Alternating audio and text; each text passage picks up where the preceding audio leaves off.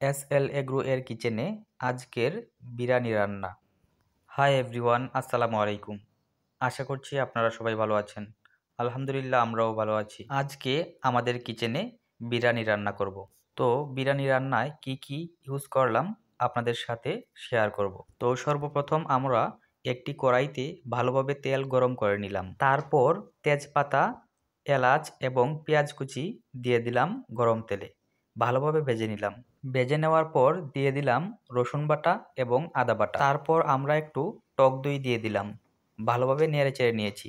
মশলাগুলো ভালোভাবে কষে নেওয়ার পর দিয়ে দিলাম 3 থেকে 4 পিস কাঁচামরিচ এবং চিকেনগুলা ভালোভাবে কষে নেওয়ার পর এবার আমরা দিয়ে দিব পূর্বে ভিজানো পোলাও চাল। এবার পোলাও চালগুলো ভালোভাবে নেড়ে চেড়ে ভেজে নিব।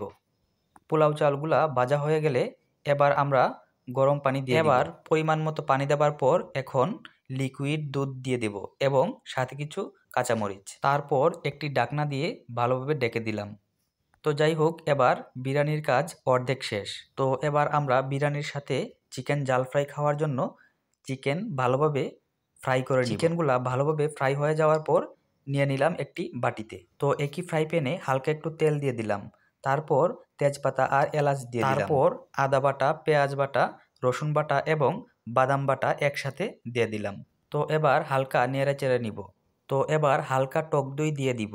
তারপর হালকা নেড়ে চেড়ে এবার দিয়ে দিব স্বাদমতো লবণ, মরিচের গুঁড়া, ধনিয়ার গুঁড়া, হলুদের গুঁড়া। এবার হালকা নেড়ে চেড়ে নিব এবং দিয়ে দিব চিকেনগুলা দেওয়ার পর কয়েক পিস কাঁচামরিচ দিয়ে দিলাম।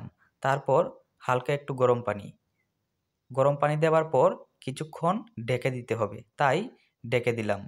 অন্যদিকে বিরিয়ানির পাত্র থেকে ঢাকনা সরিয়ে নিলাম। এবার হালকা একটু কেওড়া জল দিয়ে বিরিয়ানিতে কেওড়া জল দিলে শাহি ফ্লেভার হয়, তাই কেওড়া জল দিয়ে দিলাম।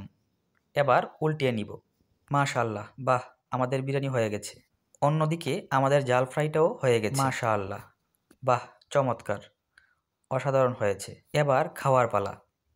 বেশি টাকা খরচ করে রেস্টুরেন্টে না খেয়ে ঘরেই তৈরি করুন ঘরোয়া পরিবেশে স্পেশাল বিরিয়ানি। এতে করে আপনি স্বাস্থ্যকর খাবার খেতে পারবেন এবং শরীর সুস্থ থাকবে। যদিও বিরিয়ানিটা স্বাস্থ্যকর খাবার নয়, তবে আমার সহধর্মিণী বিরিয়ানি খুব বেশি পছন্দ করে, তাই সপ্তাহে 1 থেকে 2 বার বিরিয়ানি না খেলে হয়ই না। তো এবার আর কি করার, চাপে পড়ে আমাকেও সপ্তাহে 1 থেকে 2 বার বিরিয়ানি খেতে হয়। তো বিরিয়ানি আর ভাত যাই খাই না কেন, সালাদ কিন্তু আমার খুবই পছন্দের। তো আজকের ভিডিওটি এই পর্যন্তই।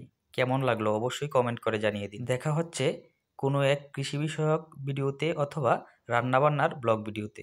সেই পর্যন্ত সবাই ভালো থাকুন, সুস্থ থাকুন, নিরাপদে থাকুন, সেই কামনা করি। সবাইকে অসংখ্য ধন্যবাদ। আসসালামু আলাইকুম।